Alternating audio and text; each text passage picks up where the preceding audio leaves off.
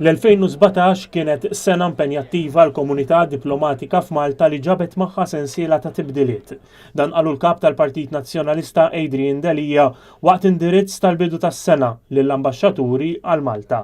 Il-Partit Nazzjonalista huwa kburi bil-mod tajjeb li pajjiżna mexxa l-Presidenza tal-Kunsill Ewropew fl-ewwel nofs tas-sena li għaddiet u dan jagħti raġuni l-Gvern Nazzjonalista li tħabat sabiex Malta tikseb u tipprepara ruħha għal din il-Presidenza.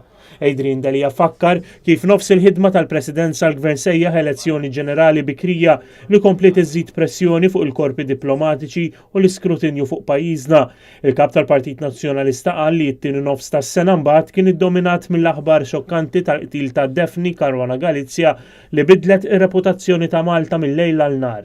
Adrian Delija qal li huwa l-obbligu ta' kull gvern li jiżgura s-sigurtà taċ-ċittadini u li jħares lin-nies minn kull forma ta' vjolenza.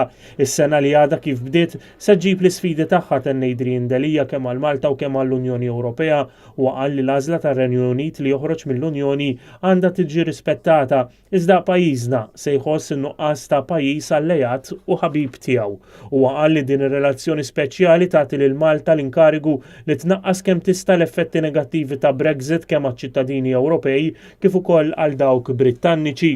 Adrian Delija qal li l-Unjoni Ewropea mhijiex sempliċiment suq iżda żona ta' paċi u ugwaljanza u qal li l-esperiment Ewropew introduċa stil ġdid ta' dialogu u kollaborazzjoni u huwa ta' eżempju għal kull min qiegħed ifittex tassew id-demokrazija, il-prosperità u l-ġustizzja.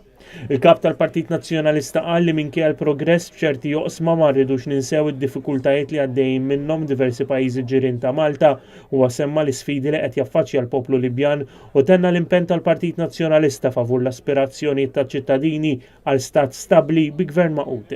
Fl-aħħar nett Adrian Delija qal li huwa ta' unur li fi ftit oħra pajjiżna se jingħata t-titlu tal-Kapitali tal-Kultura Ewropea u qal li l-Partit Nazzjonalista kien protagonist fl-għoti ta' dan il-privileġġ speċjalment kif l-Unjoni Ewropea ddikjarat l-2018 bħala s-sena tal-patrimonju kulturali u qal li din hija opportunità li tajna niskopru naqsmu l-valuri umani komuni għan-nazzjonijiet kollha.